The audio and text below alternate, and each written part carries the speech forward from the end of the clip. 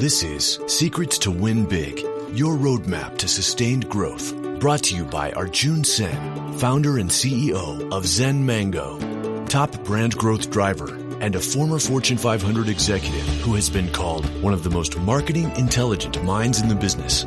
Find him at zenmango.com. And now, here's your host, Arjun Sen. Welcome to Secrets to Win Big with Arjun Sen. Today, it is truly my pleasure and honor to have a conversation with my VIP guest, Dr. Jonathan Baktari. Dr. Baktari is the CEO of eNational Testing, E7 Health, and US Drug Testing Centers. Dr. Jonathan Baktari MD has been a triple board-certified physician with over 20 years of clinical, administrative, and entrepreneurial experience. He is a preeminent national and business thought leader, interviewed in the Washington Post, USA Today, Forbes, Barron, and many other national publications. Welcome to Secrets to Win Big, Dr. Jonathan Baktari. Oh, thank you for having me, Arjun. It's a big honor. Thank you. So, Dr. Baktari, the first thing I want to thank you again for your unique perspective in the medical field. Right now, more than ever before, the field is going through an amazing change and evolution. And from a layman's point of view, when I look at a lot of medical practices are getting focused on processes and content-based, as I started looking at your work, I started right away realizing that you're future-proofing medicine and patients. In a way, I felt and saw hope in a better future because of the work you're doing. So what's the reason you got into the profession and evolving into future-proofing medicine? Well, thank you for that introduction. And I've been looking forward to being on the show, and thank you for having me. In terms of, how we approach or how I approached the field of medicine, initially I was just your typical straight arrow wanting to get involved in clinical medicine and making an impact and helping people that way. And as the journey continued, I realized that there was other ways to make an impact in addition to clinical medicine. And so slowly over the years, I added on different administrative responsibilities and experiences. And it was a process of just evolving from one thing to another. It was not a epiphany where I just woke up one day. It was a process. So that's what I would have to say. So 2 questions. I think you talked about the spirit of always evolving. Can you tell me a little bit more where does that come from? Because that, I think, is such an amazing celebration of human spirit to always evolve. Yeah, I think, when you go through the medical field, you're always training and you're always growing. And, so when you're studying to go into medicine, it is, an evolution. You're first you're a medical student, then you're an intern, and then you're a resident, you're a fellow, you're an attending. So I think most people who go through the traditional path of medicine are very dialed into that their next year is going to be more growth than this year. I think it's only when you kind of get to the end of the clinical road that you kind of throw your arms up and say, okay, I'm just going to do this for the next 50 years or 30 years. But we're all, the people who are in the profession are all used to evolving and growing. So I'd like to think it's sort of baked in the cake for most physicians. I think a lot of them just stop once they get to the end of the clinical road because they don't see options out there and they have to go looking for them, and they're not easy to find unless you make a concerted effort to blaze a different trail. So I think it's in our DNA because that's how we got to where we are. We just have to continue the process for those of us who want to go an alternative path after they finish climb the mountain, after they finish climbing the mountain, as it were. I love that. And the second thing you talked about is the importance of a process. Could you help me understand a little bit about what your process is, how your mind works, please? In terms of our business side or entrepreneurship side, I think our strategy is try to come out and provide products and services that don't just move the needle a little bit, but actually make a dramatic impact and leverage technology as much as you can so you have a real likelihood of success, because the more you can leverage technology to impact people's lives, especially in healthcare, the results are exponential how many people you can impact. So it's not simply you put in this kind of work and like in clinical medicine, you see one patient at a time, which is good, but if you want to maybe impact thousands or hundreds of thousands of people, there are opportunities out there if you're willing to try to solve these problems, leverage technology, and think how your system can have the most dramatic impact on the most people. Something you just said really resonates with me, is exponentially increase the impact on the lives of people. Mm-hmm. Really. So taking a step back, when you wake up every morning, you are trying to make an impact in people's life. What's the one thing that jumps out in your mind? What gets you excited when you wake up in the morning about what you will do that day? Okay, that's a loaded question because we have so many different views we're looking at. But I think healthcare in the United States is, on some level amazing, but on some level, the most common thing I hear from my patients, from friends, family, is that it's a massive obstacle course to navigate the healthcare system. And what gets me excited is when we can buck that system and make healthcare, more Amazon-esque, if that's a word. 3 clicks and you get what you want, not 3 months and clipboards of papers to fill out. And if we can make healthcare more, and again, I don't want to compare it to ordering a widget on Amazon. It's not the same, obviously. But if we can get it more in that direction, reduce barriers for people to get what they need, I think that's a win. That's a win. So what gets me excited is whenever we buck the system and come up with something that reduces friction for the patients, for the staff taking care of them. I read this research studies that said about 80% of a typical doctor's visit, the doctor staring at the screen, at a computer screen. It just kind of gives you that, among all the other obstacles, technology is supposed to make us be more free to take care of patients, not actually make us a slave to it. So even looking at technology, you have to use technology in the right way so healthcare can be really what it's supposed to be, a one-on-one relationship between the healthcare provider and the patient. Like that a lot, especially the sentence, statement from you about make healthcare more Amazon-like, Amazon-esque, like that. And what could relate it to me was yesterday I was at a hospital for a routine doctor's visit. I filled the form online. When I walked in, I filled the form again. And then when the nurse was asking me, she asked me again Mm-hmm. my height was and what my weight was. Right. I just could not think my height or weight would change between night before now. Or I thought it's a trick question where Yeah. See how your memory is. how my memory is. Yeah. Like the fact that in a service industry, I think is huge. What you're talking about is we are one individual. How I get treated at different service industries, Mm-hmm. I think that over time needs to also get, because at the end, it is the care of the industry that is huge. Right.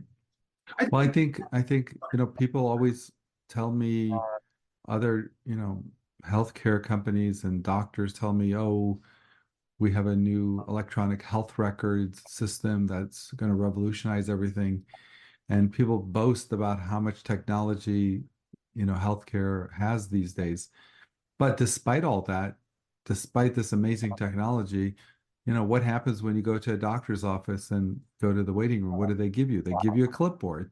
That doesn't sound electronic to me.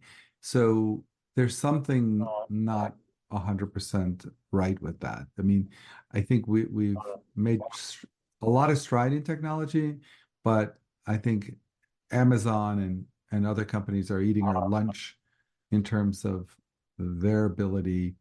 For example, if you wanted to know what you ordered on Amazon 2 years ago, what would you do? You just log in on your phone and see what you ordered 2 years ago.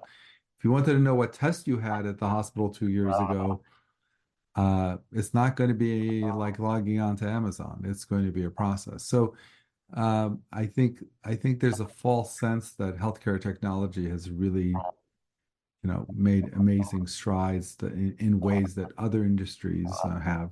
I think healthcare definitely takes a back seat to the other industries.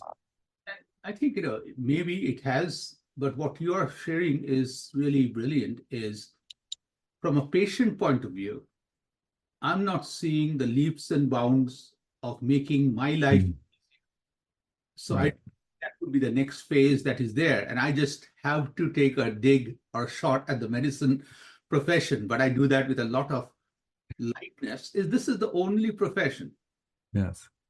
where the service provider tells me that they're going to practice on me and I need to. Okay. So think, if I went anywhere else and said, I'll practice on you, you have to be patient. Like, I just really always find in that, but I really think it's a lighter note, truly appreciate. But the second thing that hits me is, in our pre-conversation today and right now, there's something in you personally that you're present. Okay. That to me, as a patient anywhere I am in front of a doctor, if a doctor takes that extra second to acknowledge me, because think, this is the only area where I don't have a backup plan. Right. Like if I come to you for a condition A, B, or C, unless it's catastrophic and taking a second opinion, like you are the chosen one. You are, and I think that's the part where that personality, the way you are caring and you thinking about it, I really feel is a big deal. Oh, thank you so much. I think most practitioners realize that that it's a privilege to be in this kind of position, and realize how much when you're seeing a patient, they're like hanging on to every word you say, and how much they're entrusting you. And I think most of us get that and understand what an honor it is to be put in that position where people, literally a stranger walks into your office, takes off half their clothes and lets you examine them and tells you things about their lives that they would never do in any other profession. What an honor it is to have that respect from the public. And it's a responsibility, it's an honor. It's you have to take it seriously, and you have to really understand that even the jokes you make around a patient have an impact on them. I mean, what did that joke mean? I mean, how does that relate to me? And is he trying to tell me something that he's like, everything you say, you do, how you walk in, how you sit down, do you make eye contact first? Do you listen to every question? Do you respond to every question? Do you seem to be in a rush? Do you seem to be present? It's so important to them, that relationship, that communication, that you have to be cognizant. And I try to tell my medical students, that you have to be cognizant that you're in a special role and they're hanging on to everything you say, everything, even in how you turn your head, or if somebody interrupts, the nurse interrupts the conversation, how you handle that conversation. They're watching, they're looking and sizing up, because they've given you so much trust, and you need to understand that that's a big honor, and you have to deliver. So this is the part, Dr. Baktari, what you just shared elevates to beyond your profession. That phrase of yours, how to honor the trust, is such a elevated learning for all of us. And I'm so appreciate you taking the conversation there. In your case, as you said, in a medical profession, it's the highest level of trust. But there's trust everywhere. Any giving my credit card information, I'm doing. I really think what you just literally took me to school today is before you ask for trust, you really need to look at how will you honor the trust. Like, I really think that part of the conversation, this is gold, and thanks for sharing. So I want to pivot this and put you on the spot a little bit. Okay. It's a little game, and I'll even tell you, it's a fun game. I would request you to tell me 3 things, words or phrases that you would use to describe yourself. There's a little catch. I've asked 3 people, and all of them admire you a lot, the same question.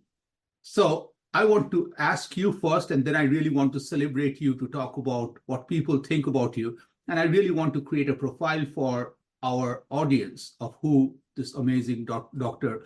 Baktari is. So what would be 3 words or phrases that you would use to describe yourself? Oh, that's that others would use or I would use? If I'm introducing you at a conference, what would I be? see. It's very Okay. I think whether it's in my personal life, whether it's in my professional life, or everything in between, I think honesty, being genuine, being in the moment, and caring. I mean, these are the cruxes of my relationship with my family, my professional, my relationship with my senior staff. It's do you actually care, or and what does that caring mean? So I think I try to, I just actually did a podcast on this, and I talk about, if you take a course pass fail, are you still going to try to get an A? And that's what I tell people. Even if the course is pass fail, get an A, right? Because that's throwing yourself into something, caring, and not having, 2, 3 different products that you can put out, right? Okay, so this is the product I'm going to put out because I'm not really into this as much as this other thing. So this is the product that, can you deliver the same product no matter what the situation and who the person you're dealing with or the circumstances, and being genuine and caring.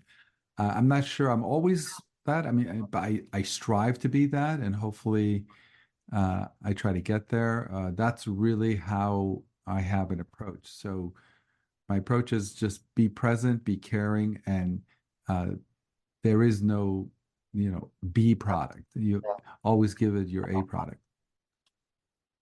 So what I heard was be present, genuine, caring, be in the moment, and no B product. Okay. So before I share what others talked about, that example about in a pass-fail course, how you push yourself and be the consistent one I really think that's very important. You cannot on sometimes put half an effort and choose because it doesn't work. Because growing up, my grandma always told me, integrity is what you do when nobody's watching. The same way the best of effort is because you're putting it for yourself, not for an external validation. Now, going to the fun part. So these are the 3 sentences people use, 3 different individuals to describe who you are. Number 1, consistent motivator who does not mind sharing his experience and knowledge. Number 2, one of the most inspirational and motivational leaders or mentors I've ever worked with. And number 3, always willing to drop whatever he's doing to help you in any way he can. And as I started reading this, I started feeling more committed to do the interview by saying, I really have to talk to you. And 5 minutes before our starting time, I was like, I really hope he shows up today because I really want to talk to him. Because at the essence of all 3 of them is a dimension of genuineness and giving. Okay? Because to me, I really feel there are 3 groups of people. Group one who are really good. If you look at x-axis, they're really good at what they do. Y-axis, these are people also they're having fun, passionate about what they are. But the third axis, to me, is the most important. These are people who know the impact they're making and they give to others. That is what raises the world. And I really like how you described and added a dimension of no B, always put the A effort, and how people describe. And you have earned it. I really appreciate them sharing, and it really made me warm my heart in the process. Well, thank you. Honestly, I think it's something that almost every professional that I come across has that component of, and I think that's the definition of a professional, where you care and you give your best product. When I teach my people that I mentor what it means to be a professional, those are the two things I say. If you're a professional, the same product's going to come out every time, and you're going to care about the person, the situation. So I think it goes with being a professional. Whether you're a landscaper, whether you're you take care of pools, whether you're an accountant, whether you're a doctor, what makes and all of those people potentially a professional. They just put out their best game. That's all. That's the only game they know how to put out, and they care. So all of us who are professionals kind of understand that that's what it's all about. Brilliant. So now let's talk about some inspirations. I would bet you have worked with amazing leaders who have inspired you. I'm not asking you to choose one. Just if you can just choose the work of one of the many that have inspired you. Who is that one leader, and what about that person inspired you in your journey? Yeah, that's a really good question. So I've been so fortunate to have a lot of mentors throughout my career, and several stand out. But the one that stands out the most is really a model for many of the other ones. And without embarrassing him, he's an industry leader in what he does. And despite being like the Michael Jordan of his industry, he has time and energy to help almost anyone in the industry, literally by answering the phone and helping even a stranger who's in his industry that has a question. So this idea that there's some quid pro quo to how you conduct yourself, that there's got to be something in it for you, it just doesn't cross his mind. And I like to think I'm a little bit like that, but when I got to see him, full throttle, it was amazing how genuine and giving he was to anyone who needed his input or help. So I think those are the people I in some small way I try to model myself after. I don't know if I'm even remotely there, but those are the things that inspire me, and those are the people you want to really model yourself after. Brilliant. So Dr. Baktari, if there's all these life lessons, Mm-hmm. if there's one lesson you can take to tomorrow, what is the most important lesson that you have learned that you're taking to tomorrow? Are you talking about in life or in business, or what do we? Business, life preference, yeah. I guess the way I would answer that question is, if I could go back and speak to myself 20, 30 years ago, what secrets would I tell that person? And I think the main thing is for me to understand that a lot of the skills that I may have right now were skills I had to learn. And people think, being a leader or being a CEO or whatever are soft skills.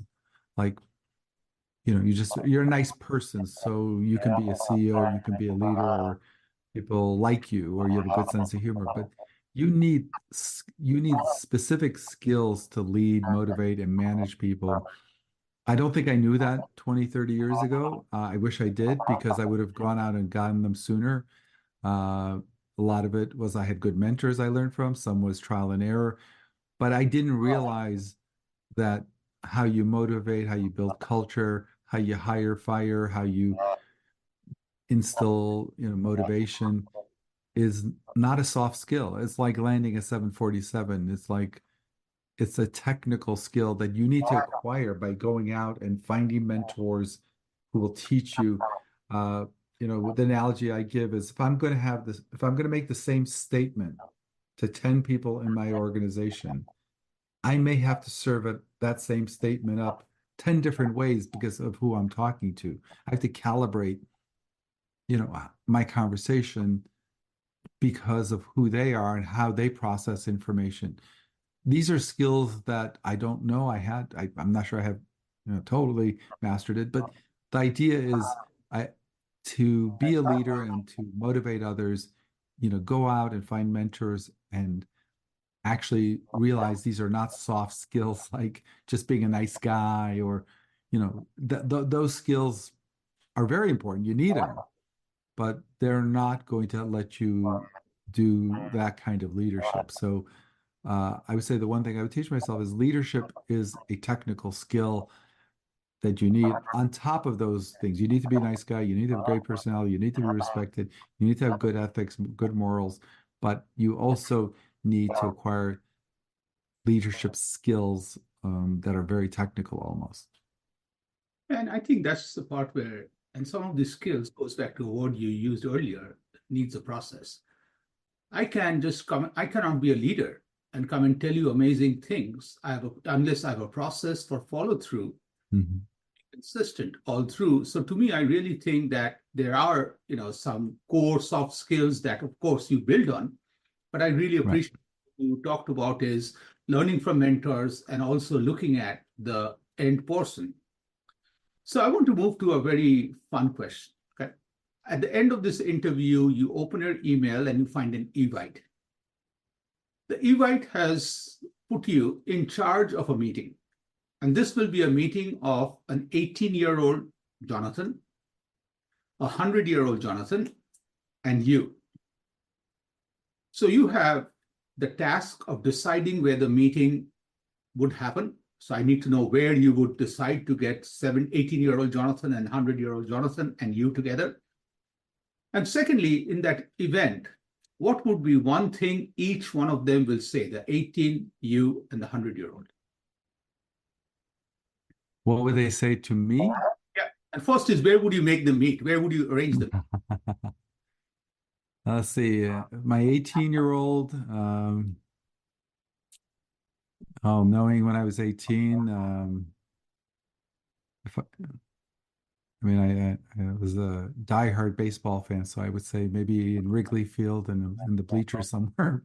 But that's where my mind was when I was 18. But no, seriously, anywhere private would be good. But and what would he say to me?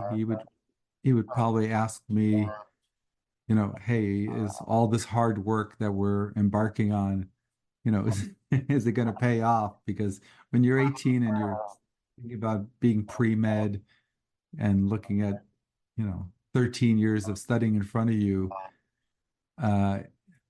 you're like, what's on the other side of that? Okay, so I'm committing because, when you go into medicine, I had 4 years of college, 4 years of med school, 3 years of residency, 3 years of fellowship. That's a long commitment. And I'm sure that 18-year-old would want to know, like, hey, what's on the other side of this? Like, is any of this going to be worth it? I'm not going to, frat parties, and I'm not doing this and I'm not doing that because I'm studying. Like, what's the payoff? Like, what's it going to be like? And how about the 100-year-old? What would he ask you or tell you? Oh, to tell me. Oh, wow. I think, as you get older, you're like, he'd probably say, maybe he would say, all that hard work was good because as you get older, you can focus on things that really interest you, not things you just have to do, but things you want to do. And if you play your cards right, I think he would probably say good, hopefully good work for, doing all the have to stuff. So when you get older, you could pick what you want to do and focus on what you really want to do, not what you have to do. And I think that's the journey most of us take as we get older. So probably if I did everything correctly, you'd probably say, yeah, that's great that you worked hard and allowed an older version of me to pick and choose the passions and projects that you want to get involved in. Thank you.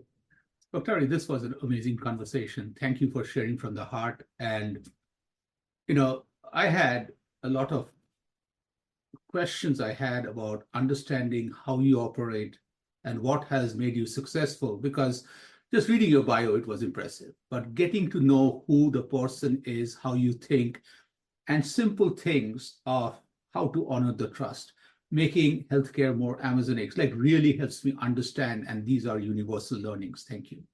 No, thank you. It's been a big honor. Thanks for having me. So as a final thought is, because I answered every question of yours, is there any question you have for me? That's only fair if you have a question. Well, when we get offline, I want to know who gave you those comments. I'm really interested, but I'll ask you. That's the pay-per-view part, and we'll get to that. So yeah. So I am really curious. I'm thinking it was my mom and someone. No, I'm kidding. But no, I mean it's interesting because I've listened to some of your podcasts, and you get to hear so many different perspectives from different people who are making an impact. And as someone who's asking all these questions from all these different people, do you find a common thread among all of them, or is each one like a separate story? I want to take you back to Calcutta, India. Mm-hmm. So we had a big soccer field, but lunchtime, there would be 50 different soccer matches going on in different directions. We would put our lunch boxes to create goals. Everybody had their own soccer playing in different directions. Okay? The reason I bring that is, as I talk to people, I realize in this race, all of us are on the same field. Everybody is running in different directions because everybody's win is different. Winning big means different things to different people. But the common thing about everybody is every leader comes in ready to win with the clarity of the goal and what it takes. Nearly every leader explains to me that the journey from before you get into the field and once you get in is never the same. How they adjust once they're on the field is what makes them successful.